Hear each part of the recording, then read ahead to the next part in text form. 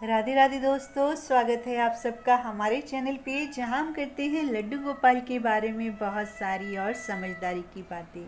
दर्शन कीजिए हमारे प्यारे प्यारे बच्चों के। और देखिए कितना सुंदर श्रृंगार हुआ है इनका। बच्चे बहुत ही ज़्यादा सुंदर लग रहे हैं। बहुत सुंदर छवि आई है इनकी। देखिए कितना प्यारा श्रृंगार हुआ है। पूरी जन्माष्टमी की तैयारी चल रही है। ड्रेस भी मैं इनकी बना रही हूँ। बहुत सुंदर सुंदर दर्शन दे रहे हैं प्रभु। आइए, हमारे बड़े लड्डू जी हैं। इनके आने से अब ये भी खुश हो गए, वरना तो अकेला अकेला इनको लग रहा था। ऐसा ही होता है ना, जब आप किसी के साथ रहते हैं और वो कहीं चले जाएं 2-4 दिन के लिए, तो आपको वो घर खाने को दौड़ता है। ऐसे ही हमारे बच्चे गए हुए थे तो बहुत खाली खाली हो रहा था पूरा घर। ये मेरे घर की रौनक है मेरे बच्चे। लड्डू जी यहाँ पर बैठे ही हैं सिर्फ वीडियो बनाने के लिए, उसके अलावा बेड पर ही बैठे रहे मेरे साथ, क्योंकि उनको भी कहीं ना कहीं अकेलापन, खालीपन लग रहा था। बच्चे जब साथ होते हैं मुझे तभी अच्छे लगते हैं। कल से ये आए हैं, मन बहुत खुश हो गया है। तो चलिए आज का प्रसंग सुनाती हूँ आपको। हम लोग सोचते हैं ना कि कोई हमें राय दे, कोई हमें बताए कि हमें ज़िंदगी में क्या करना है। और कभी कभी अचानक से किसी के मुंह से कोई बात ऐसी निकल जाती है जिसे हम अनसुना कर देते हैं। होती वो भगवान की आवाज़ है, लेकिन हम ध्यान नहीं देते। ऐसे ही कहानी आज जो बता रही हूँ आपको। एक भिखारी था, ट्रेन में भीख मांगता था। रोज का ही रूटीन था, कुछ और करना नहीं आता था। ट्रेन में चढ़ जाता और सबके आगे हाथ फैलाता और भीख मांगता। एक दिन उसको ट्रेन में एक सेठ दिखाई दिया। उसको लगा ये तो सेठ है, सूट बूट में है, इससे अगर भीख मांगूंगा तो अच्छे ही पैसे मिलेंगे। सेठ के पास चला जाता है,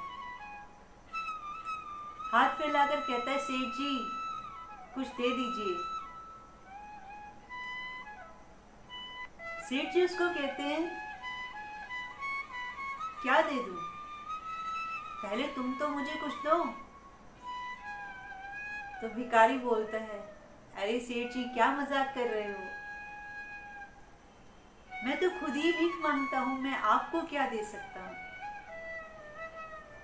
तो सेठ जी बोलते हैं, कुछ भी, जो भी तुम दे सको। जब तक तुम किसी को देने लायक ना हो, तुम किसी से मांगने का हक भी नहीं रखते। पहले देना सीखो, उसके बाद मांगना। तुम मेरे पास जब आना जब तुम कुछ दे सको। तुम मुझे कुछ दोगे तो मैं तुम्हें जरूर दूंगा, ये तो नियम है सृष्टि का। ऐसे मैं तुम्हें कुछ नहीं दे सकता, तुम देना सीखो। ये बात सुनकर भिखारी का मन चलने लगा।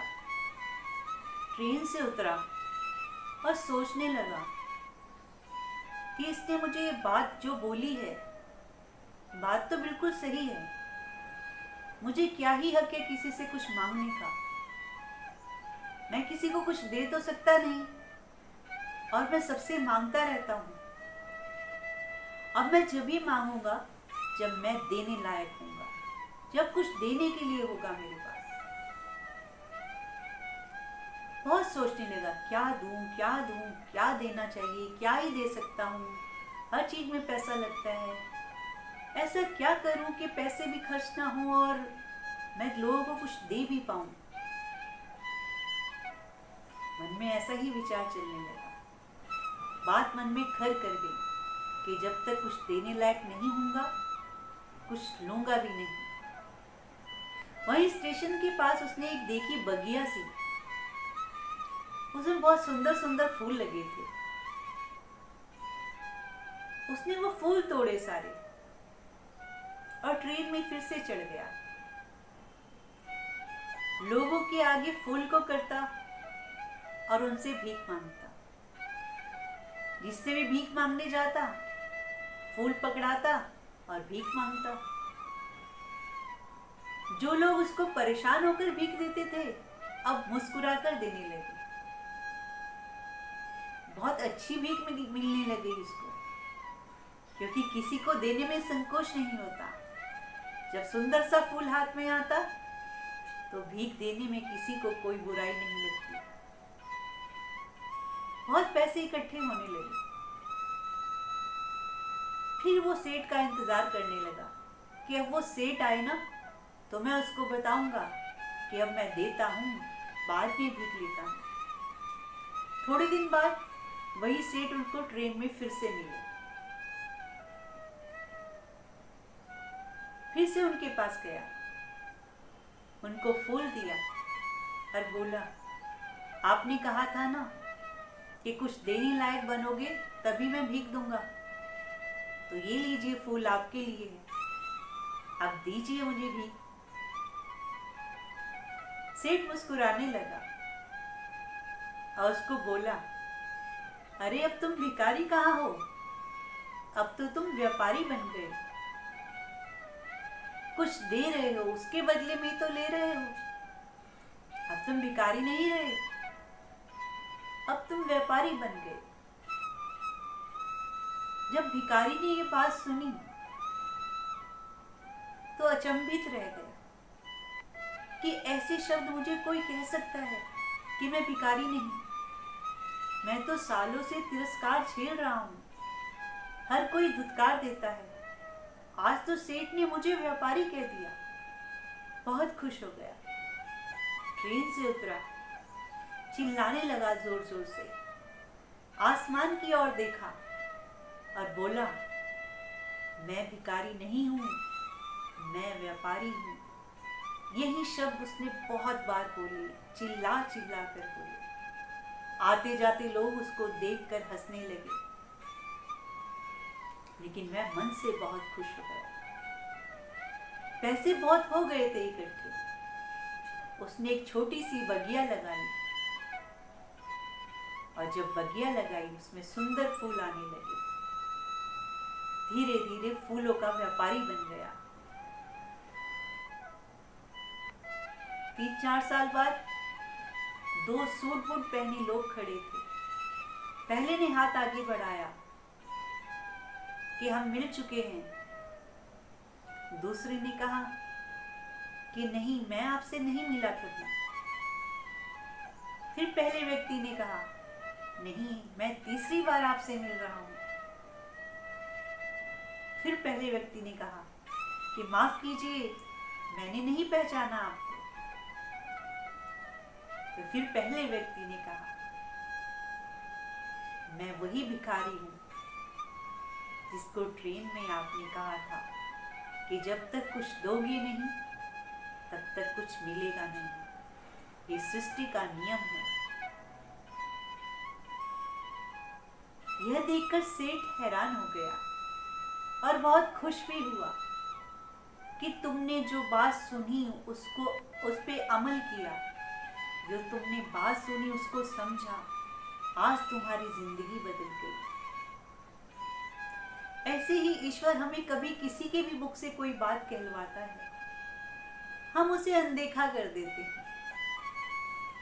भगवान किसके घट में बैठकर कब तुम्हारे फायदे की बात कर दे यह तुम नहीं समझ सकते।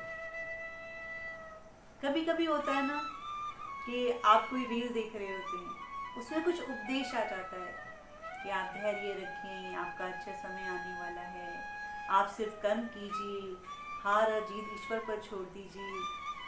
तो वो सब आपके लिए ही होता है। आप इतने ढेरों रील देख रहे हैं बैठ के, वो रील आपके लिए आई, वो बात आपके लिए आई। कभी कभी घर के बड़े भी बहुत अच्छी बातें कह देते हैं कि बेटा तुम ऐसे करो तो तुम्हें फायदा होगा, लेकिन हम अनसुना कर देते हैं। हम सोचते हैं कि अरे इनको क्या पता है, इनको क्या पता, ये तो बूढ़े हो गए, आजकल तो टाइम बदल गया है, आजकल वो जमाना नहीं रहा, ये तो अपने जमाने की बात करते हैं। वो अपने ज़माने की बात नहीं करते, वो अपने अनुभव की बात करते हैं। इसीलिए सबको इज्जत दें, सबकी बात सुनें। कब किसका भला हो जाए आपके हाथों क्या पता। ईश्वर तो बाहें फैलाए बैठा ही है हमारे लिए। वो हमेशा मदद का हाथ खींचता है। हम ही अनसुना कर देते हैं, हम ही अनदेखा कर देते हैं, क्योंकि हम दुनिया को लात मार कर चलते हैं। अरे कुछ नहीं है कोई, सर्वो सर्वा मैं ही हूँ बस। इस गलतफहमी में जीते हैं और फिर समझ नहीं पाते दुनिया को। अच्छे विचार बनाइए, अच्छे लोगों से मिलिए, सबके बारे में अच्छा सोचिए, सबका भला कीजिए। सबका भला करेंगे, अपना भला खुद ही हो जाएगा। छोड़ दीजिए इधर उधर की बातें करना, छोड़ दीजिए लोगों को परेशान करना, ईश्वर से जुड़ जाइए। क्योंकि जो भी आप देंगे किसी को, वो वापस जरूर मिलेगा। कर्मा है यहाँ, जैसा करोगे वैसा ही भोगोगे। पता नहीं पहले ही कितने जन्म काटने के बाद ये ईश्वर ने हमें इंसान का रूप दिया है। इन कामों के लिए नहीं दिया, नाम जाप के लिए दिया, अच्छे अच्छे कर्म करने के लिए दिया। लेकिन हम लोग इन बातों को नहीं समझते,